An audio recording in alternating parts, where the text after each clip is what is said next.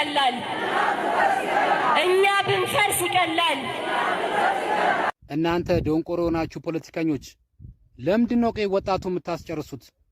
ወጣቱ ቆይ ምን ያደርጋችሁ? ሀገር አንድነት የሚያስብ ፖለቲከኛ ከዚህ ውስጥ እንፈልጋለን። አዎ እንፈልጋለን። ቦታ እንዲኖራችሁም እንፈልጋለን። ለሀገር ሰላም፣ ለሀገር ደህንነት መከፋፈልን የሚያስወግድ፣ ጠባብነትን የሚያስወግድ፣ ብሔርተኝነትን የሚያስወግድ፣ ጽንፈኝነትን የሚያስወግድ ወጣት እንፈልጋለን። አንድ ቻሌንጅ አለ። ቻሌንጁ ምንድነው የሚሆነው? ስቶፕ ዋር ኢን አማራ፣ ጦርነት ይብቃን።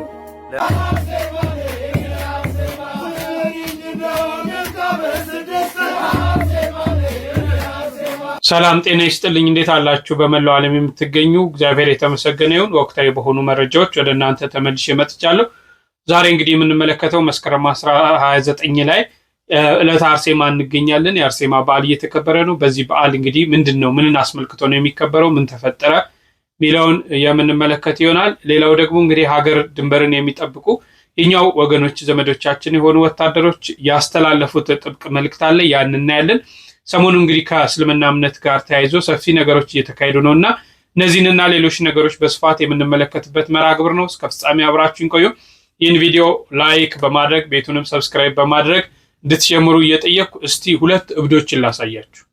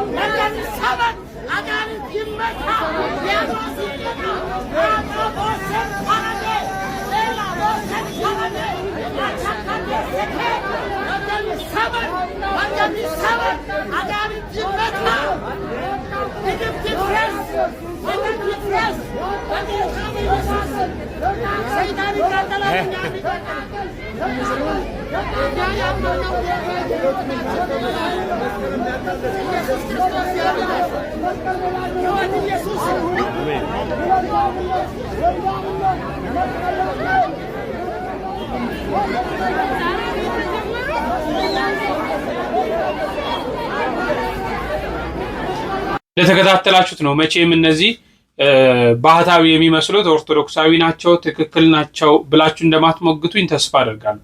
ከእንደዚህ አይነት ሐሰተኞች ራሳችሁን መጠበቅ አለባችሁ። ባህታዊያን ከተባሉ ከገዳማቸው ከብህትውናቸው ቦታ ምን ያደርጋሉ? ለምን ይወጣሉ?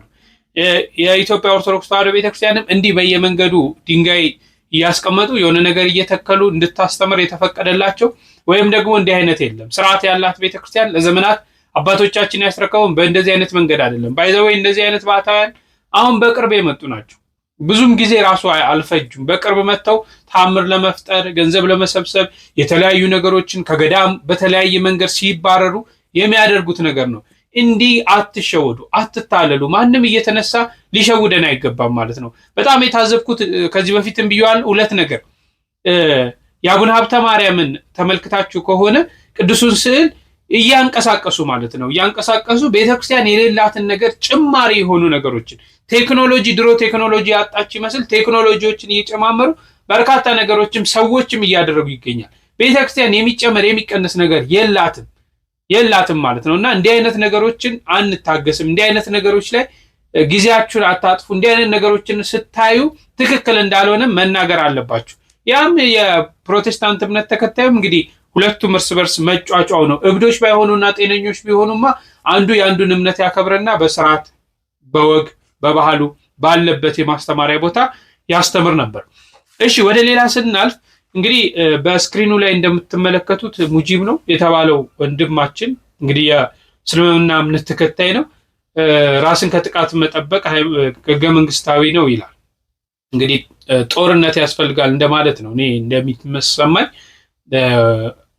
መገዳደል መጨፋጨፍ ያስፈልጋል የሚል እሳቤ ነው ወይስ ምንድነው የሚል እንግዲህ ሰሞኑን በርካታ ነገሮች ሲካሄዱ በተለይ በወሎ በተካሄደው ነገር ላይ በርካታ ነገሮች ሲካሄዱ ታያላችሁ። በአንድ ወቅት አንዳንድ ሙስሊሞች ጥሩ አመለካከት ያላቸው ሰላም ፍቅር የሚፈልጉ ሙስሊሞች እንዲህ ብለው ነበር። ህዝበ ክርስቲያን ግልጽ የሆነ መልእክታችንን እናስተላልፋለን። በዚህ መድረክ በተለያዩ መድረኮች ጭምር ክርስቲያን ወንድሞቻችን የሀገር ወንድሞቻችን ናቸው። ሰው ልጆች በመሆናቸው ወንድሞቻችን ናቸው። እነዚህ ወንድሞቻችን በተለያዩ ሚዲያዎች ጥያቄያችን ለነሱ ስጋት እንደሆን ተደርጎ የማቅረብ ሂደቶች አሉ። ጥያቄያችን የኛ የቤታችን የውስጣችን ጥያቄ ነው። ለእናንተ አንዳች ስጋት ሊሆን አይገባም። ከክርስቲያኖች ጋር ዕውቅና ሰጥተናቸው ተከባብረን ተቻችለን ተዋደን የእምነት ቤቶቻቸውን አክብረን የእምነት መሪዎቻቸውን አክብረን እንድንኖር ያዘዘን አላህ ነው።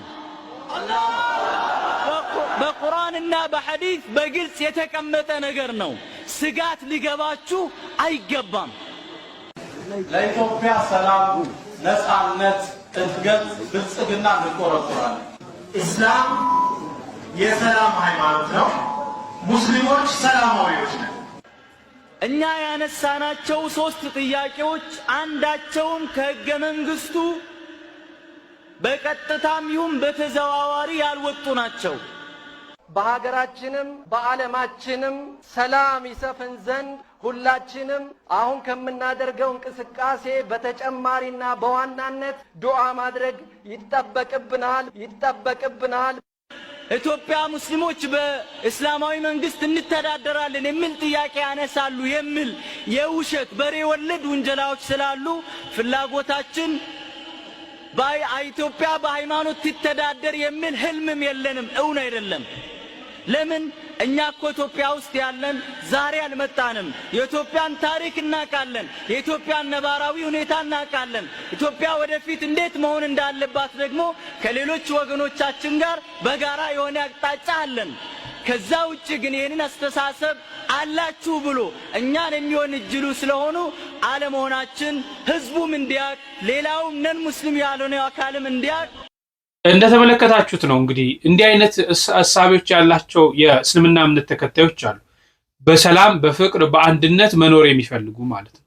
እኛም በሰላም በፍቅር በአንድነት ነው መኖር። ዛሬ ደግሞ ጦርነትን የሚያውጁ የኢትዮጵያ ኦርቶዶክስ ተዋሕዶ ቤተክርስቲያን የጦር መሳሪያ ያላት የጦር ሰራዊት ያላት ይመስል ጦርነትን እያወጁ ያሉ አካላቶችም አሉ። ለእነዚህም እግዚአብሔር አምላክ ማስተዋሉን ይስጣቸው ነው የምንለው። ሌላ ምንም የምንለው ነገር የለም። ግን በጣም በሚገርም ሁኔታ አንድ የእስልምና እምነት ተከታይ በተለይ በኢትዮጵያ ኦርቶዶክስ ተዋሕዶ ቤተክርስቲያን እንዴት እንደገለጻት ይዩት። ከኦርቶዶክሶች በጣም የሚገርመኝን ነገር ልንገራችሁ።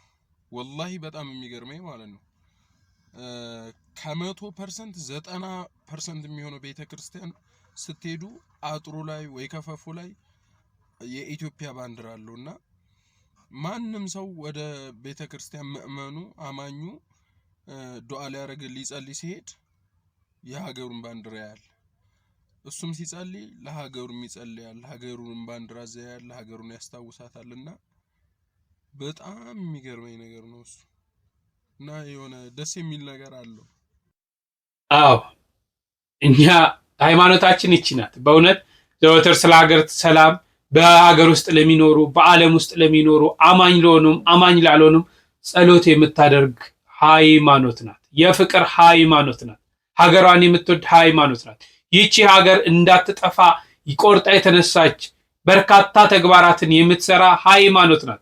ዛሬ ግን ሌሎቹ ምን አይነት ተግባራቶችን እያደረጉ እንደሆነ እየተመለከትን እያዝንን እንገኛለን። ምንም ማድረግ ስለማንችል ማለት ነው።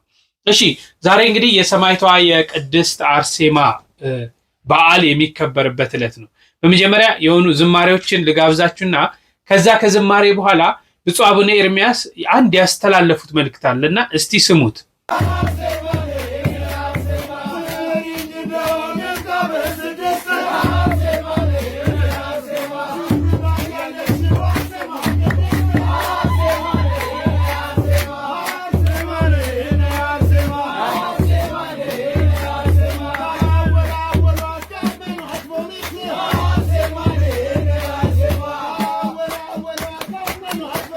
Ah!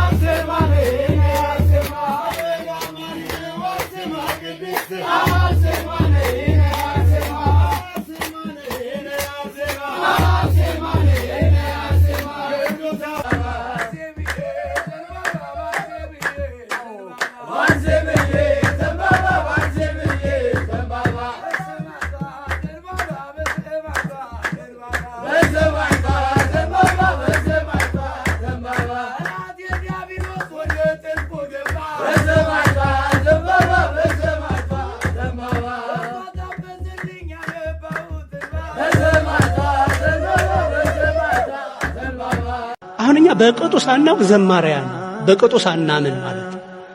ለዚያ ነው አሁን አንዳንድ ጊዜ ማህሌታችንም ላይ ቅዳሴያችንም ላይ ተመስጦ የሚጠፋው ዱላ መደባደብ የሚፈጠረው ምክንያቱም ለእምነቱ ያለን ግንዛቤ ትንሽ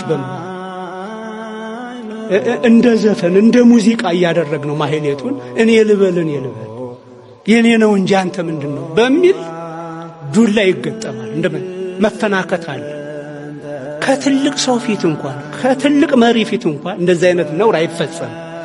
እንኳን እግዚአብሔርን ሊያመልክ ሊያመሰግን በእግዚአብሔር ፊት የቆመ ሰው አይደለም በትልቅ ሰው ፊት የማይደረገውን ነገር ማህሌቱ ላይ መቅደሱ ላይ የምናደርገው በእምነት በእውቀት ባልተመሰረተ መዝሙር ላይ ቆመን ከዚህ ካልወጣን ይችን ቤተክርስቲያን አናሻገር።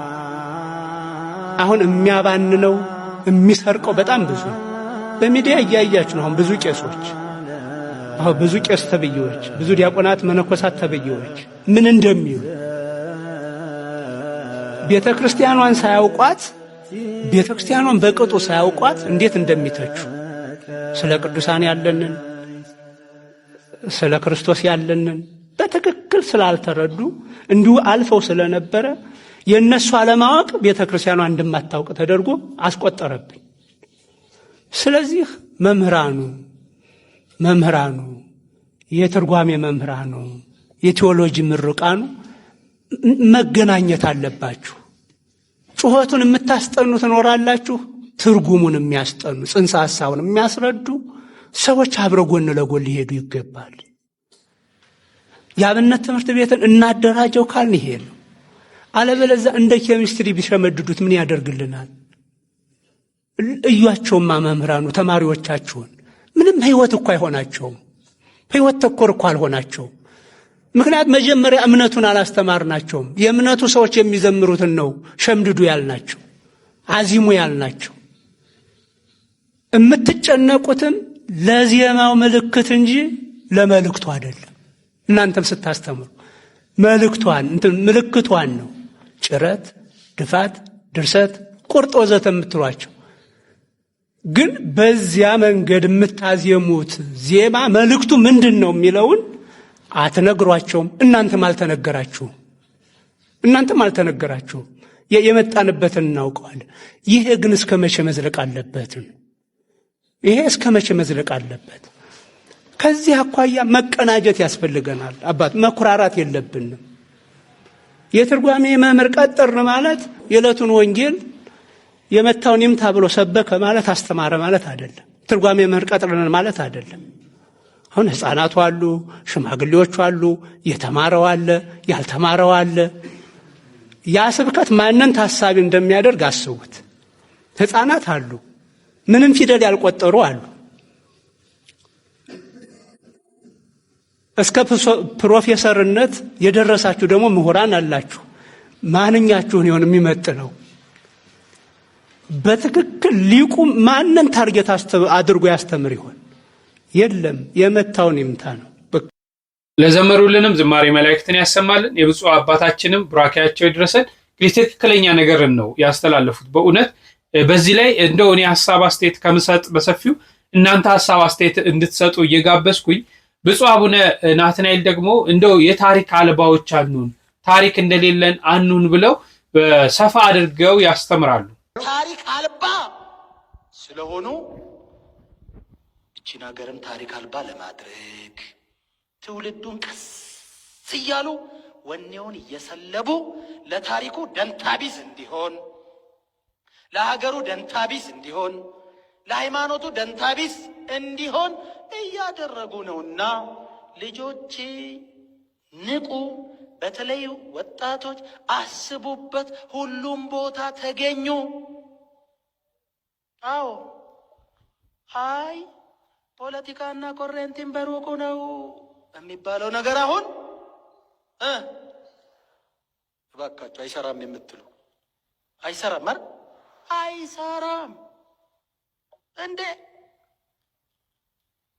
የተጣመመውን ለማስተካከል የጎደለውን ለመሙላት በአንድነት ለመምራት ሁሉም በሰላማዊ መንገድ እንዲኖር ለሀገር እድገት፣ ለሀገር ነጻነት፣ ለሀገር አንድነት የሚያስብ ፖለቲከኛ ከዚህ ውስጥ እንፈልጋለን። አዎ እንፈልጋለን። ቦታ እንዲኖራችሁም እንፈልጋለን። ለሀገር ሰላም፣ ለሀገር ደህንነት መከፋፈልን የሚያስወግድ፣ ጠባብነትን የሚያስወግድ፣ ብሔርተኝነትን የሚያስወግድ፣ ጽንፈኝነትን የሚያስወግድ ወጣት እንፈልጋለን። አባታችን በእውነት እጅግ በጣም አድርገን እናመሰግናለን። እግዚአብሔር ይስጥልን፣ ረጅም የአገልግሎት ዕድሜን ያድርልን። ሰላም። እሺ የብፁዕነታቸው ብራኬ ድረሰን። እስቲ እንግዲህ ሀገር ዳር ድንበርን የሚጠብቁ ወታደሮች አሉን እና እንደው ልቤን ስለነካው ያስተላለፉት መልእክት እጅግ እናንተም እንድትሰሙትና እንደው ባላችሁበት ሌላው ቢቀር ጸሎት እንድታደርጉ ስለፈለኩ ነው። እስቲ እናዳምጠው። ስለምን ትጨነቃላችሁ? እኛን ይሁን እስቲ እሳት ይዘን ከእሳት ጋር እየኖርን በሞት አፋፍ ውስጥ እየኖርን እያደርን እየዋልን ድንጋይ ውስጥ ተኝተን እያደርን አንድም ቀን ግን ስለ ነጋችን ተጨንቀን አናውቅም። ነጋችንን ለፈጣሪ ጥለን ፈጣሪ ያኖረናል፣ በምህረቱ ያሳድረናል፣ በቸርነቱ። ስለምን ትጨነቃላችሁ? ስለማንስ ትጨነቃላችሁ? ነገ ስትሞቱ ከደቂቃ በኋላ ስለሚረሳችሁ ሰው፣ ከሁለት ደቂቃ በኋላ ማንነታችሁን ራሱ ስለሚረሳው ስለሚጠፋበት ሰው ትጨነቃላችሁ? ለዚህ ዓለም ትጨነቃላችሁ? ስለምን ይሁን እስቲ እኛን ቢርበንም ብናገኝም ብንበላም ባንጠጣም እንኖራለን ለዓላማችን ጸንተን። በቃ ወንድሜ ብታገኝም ባታገኝም ነገ ሌላ ቀን ነው፣ ይስተካከላል። ስለ ዓላማ ስለ ነገ ኑር። ወዳችኋል። እናንተ ደንቆሮ ናችሁ ፖለቲከኞች፣ ለምንድን ነው ቆይ ወጣቱ የምታስጨርሱት? ወጣቱ ቆይ ምን ያደርጋችሁ? እስከ ዛሬ ያስጨረሳችሁት አይበቃችሁም? ወጣቶች እናንተስ አትነቁም እንዴ? ለየትኛው ፖለቲከኛ ስትሉ ነው የምትሞቱት? ይሄ የራሱን ጥቅም ለሚያስቀድመው ፖለቲከኛ? አረ ወጣቶች ቆም ብለን እናስብ እንጂ በማይረባ ነገርማ አትለቁ። አንድ ቻሌንጅ አለ። ቻሌንጁ ምንድነው የሚሆነው? ስቶፕ ዋር ኢን አማራ፣ ጦርነት ይብቃን። ለምን የአማራ እናቶች ይሰቃዩ? ሀገር ውስጥ ጦርነት ሳይሆን ከውጭ ሀገር ጋር ነው ሁላችንም አንድ ሆነን መዋጋት ያለብን። ሁላችሁም ስቶፕ ዋር ኢን አማራ በሚል መሪ ቃል ሁላችሁም ይህን ቻሌንጅ ተቀላቀሉ። አዎ ጦርነት ይብቃ ነው እንግዲህ። እርስ በርስ ባይዘው አሁን እየተገዳደልን ያለነው ወንድም ከወንድም እኮ ነው። ወንድም እርስ በርሳችን ከአንድ ሀገር የተወለድን ማለት ነውና በጣም ያሳዝናል ያለበት ሁኔታና እንደው እግዚአብሔር አምላክ ይሄንን ጦርነት እንዲያቆምልን በቃችሁ ይበቃል እንዲለን የሱ የአምላካችን ቅዱስ ፈቃድ ይሆንልን። ምንም ጥቅም የለውም እንግዲህ የሆነ አካላቶች የራሳቸውን ጥቅም ወይም የሆነ ነገርን ፍለጋ ነው እርስ በርስ እንዲህ አይነት ፍጅቶች ያሉት። ዛሬ ቤተሰብ ያለው ልጅ ያለው እንደኛ መኖር የሚፈልግ ሰላም ሆኖ መኖር የሚፈልግ ወንድሞቻችን ናቸው በየበራው እየተንከራተቱ በየብኑ እርስ በርሳቸው እየተጨረሱ ያሉት።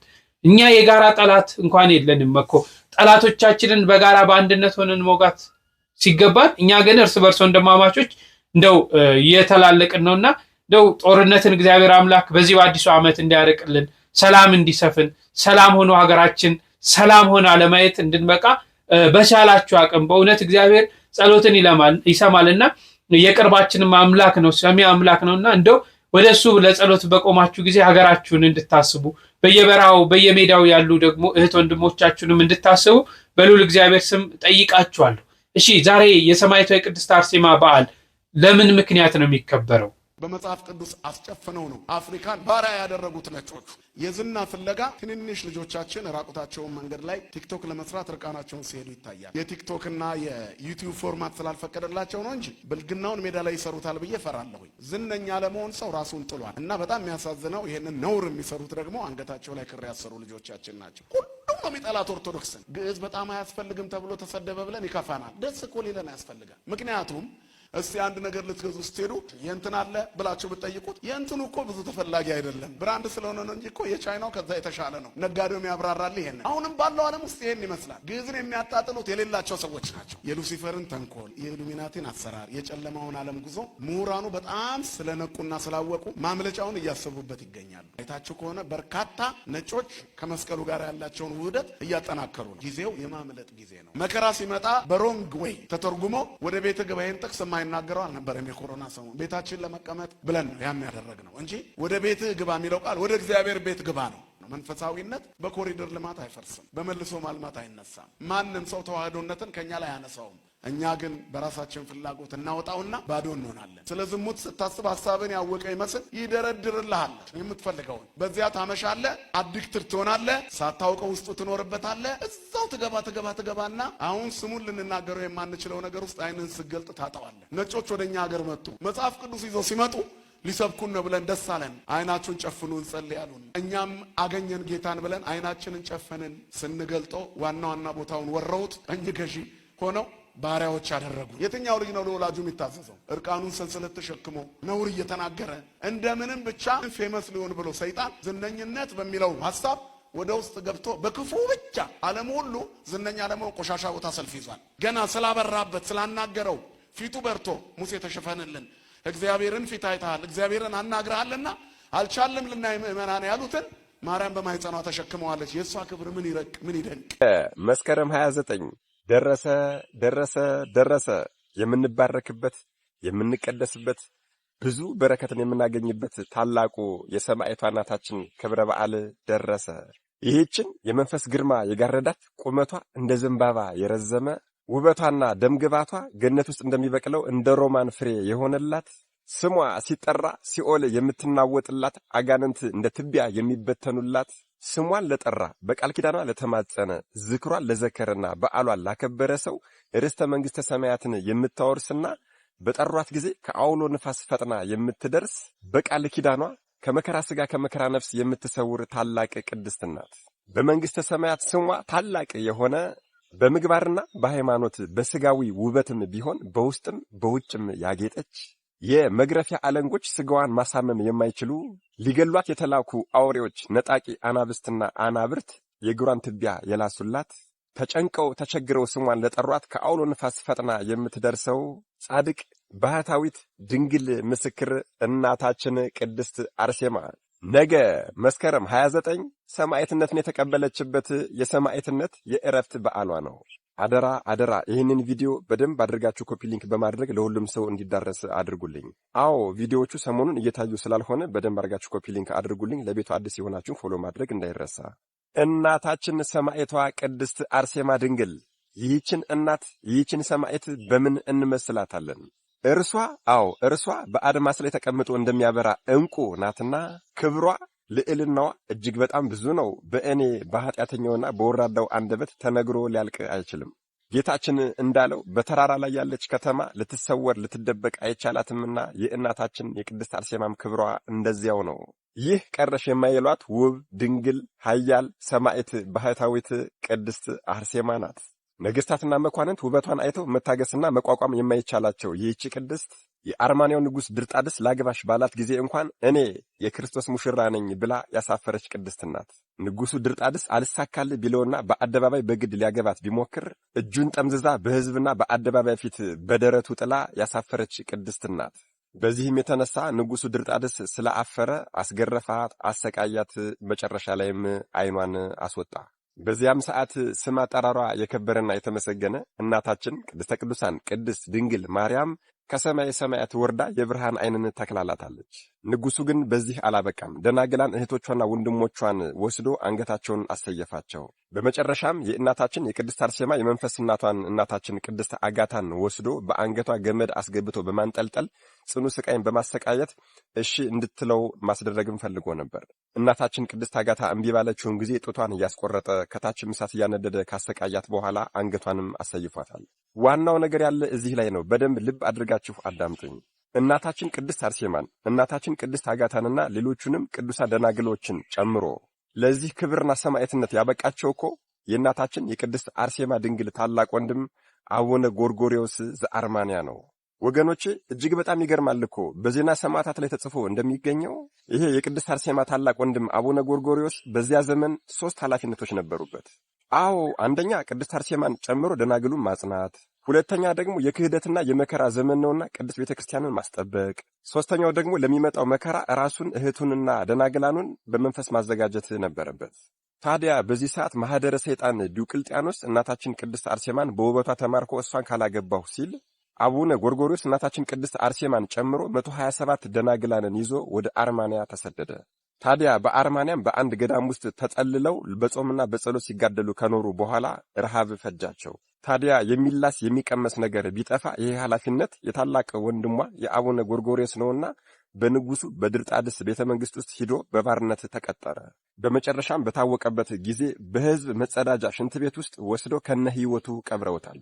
አዎ ከነህይወቱ ለ15 ዓመታት ተቀብሮ ከቆየ በኋላ ንጉሱ ድርጣድስ እናታችን ቅድስት አርሴማና ደናግሉን ከሰየፋቸው በኋላ አእምሮ በሽተኛ ሆኖ ነበር። ታዲያ እስኪ አእምሮህ እንዲረጋጋ አደን አድን ብለው ለአደን በወጣበት በዚያው እሪያ አውሬ ሆኖ ተመለሰ። የእግዚአብሔር ሥራ እጅግ በጣም ይገርማል እኮ። የንጉሱ ሚስት በዚህ ሰዓት ራእይን አየች። አቡነ ጎርጎርዮስን ሽንት ቤት ውስጥ የተቀበረው አቡነ ጎርጎርዮስን ካላወጣችሁት ንጉሱ ወደ ሰውነት አይመለስም ተብሎ ተነገራት። እጅግ በጣም የሚገርመው ነገር ንጉሱም መኳንንቱም ህዝቡም አቡነ ጎርጎርዮስ ሞቷል ብለው ነበር የሚያስቡ የነበረው። ነገር ግን ከ15 ዓመት በኋላ ሽንት ቤቱ ሲቆፈር በህይወት ተገኝቷል ማለት ነው። ታዲያ የታላቅ አባት አቡነ ጎርጎርዮስ ከሽንት ቤት ውስጥ እንደወጣ ስራ አልፈታም። ወዲያው የእህቱን የቅድስት አርሴማ ድንግልንና የሌሎችንም ደናግላን ስጋ ፍለጋ ጀመረ። ይሄ ንጉሱ ድርጣድስ ደግሞ መስከረም 29 ቀን እናታችን ቅድስት አርሴማን ቅድስት አጋታንና 127ቶቹን ደናግላን አንገታቸውን ካሰየፈ በኋላ ወስዶ ከተራራ ወደ ገደል ጥሏቸው ነበር። ታዲያ ይህ ታላቅ አባት አቡነ ጎርጎርዮስ መድኃኔዓለም ኢየሱስ ክርስቶስ ረድቶት የእናታችን የቅድስት አርሴማ ድንግልንና የደናግላኑን ስጋ አግኝቶታል ማለት ነው። ከዚያም ወደ ቤተ መንግስት በመሄድ ንጉሱ ድርጣድስን ከማዳኔ በፊት ክርስቲያን ልትሆን ትወዳለህን አለው። ይሄ አውሬ የሆነው ንጉሱ ድርጣድስም አዎ ክርስቲያን ሆናለሁ ፈውሰኝና አለ። አቡነ ጎርጎርዮስም ጸሎት አድርጎ ንጉሱን ወደ ሰውነት መልሶታል። አጥምቆም ክርስትናን አስነስቶታል ማለት ነው። የእናታችን የቅድስት አርሴማንና የሌሎቹን ደናግላን አጽምም ቤተክርስቲያንን አሰርቶ በዚያ በክብር አስቀምጦላቸዋል። አሁን ትልቁ ነገር ያለ እዚህ ላይ ነው። በ14ኛው መቶ ክፍለ ዘመን ግን የእናታችን የቅድስት አርሴማ ድንግልና የሌሎቹ ደናግላን ቤተሰቦቿ ማህበሮቿ አጽም ወደ ኢትዮጵያ መጥቷል ተብሎ ይታሰባል። ለዚህም ይመስለኛል እኮ እናታችን ቅድስት አርሴማ ድንግል ኢትዮጵያ ውስጥ የምታደርጋቸው ድንቅ ተአምራትና ምልክቶች ሌሎች ዓለማት ላይ ከሚደረጉት ለየት የሚሉት። የእናታችን የቅድስት አርሴማ ክቡር አጽምም በዋናው ገዳሟ ወሎ ኩላምሶ ስባ ውስጥ ይገኛል ተብሎ ይታሰባል። መድኃኔዓለም ኢየሱስ ክርስቶስ ከእናታችን ከቅድስት አርሴማ ድንግል ከአቡነ ጎርጎርዮስ ከቅድስት አጋታና ከማህበሮቿ ረድኤትን፣ በረከትን፣ ምልጃን፣ ቃል ኪዳንን፣ ፍቅርን አይለየን። አሜን። ይቆይ። ለወንድማችን እግዚአብሔር አምላክ ቃለ ሕይወትን ያሰማልን። እንግዲህ ወንድማችን የየዕለቱን ስንክሳር በየዕለቱ የሚደረጉ ነገሮችን የሚያሰማን ወንድም ነውና እድሜውን፣ ጸጋውን፣ ሞገሱን፣ ክብሩን ሁሉ እንዲያድለው የእሱ የአምላካችን ቅዱስ ፈቃድ ይሁንልን። እኛም ደግሞ በሰማነው 30 60 መቶ ያማሩ ፍሬዎችን እንድናፈራ ቅድስት ቤተክርስቲያናችን እንድንጠቅም ሀገራችን እንድንጠቅም ያንን የምንሻውን መንግስቱን ደግሞ እንድንወርስ የእሱ የአምላካችን ቅዱስ ፈቃድ ይሁንልን። ለዛሬ ያስኩት ይሄን ነው። በሌሎች መረጃዎች እስክንገናኝ እጅግ አከብራችኋለሁ። ቸር ቆዩልኝ።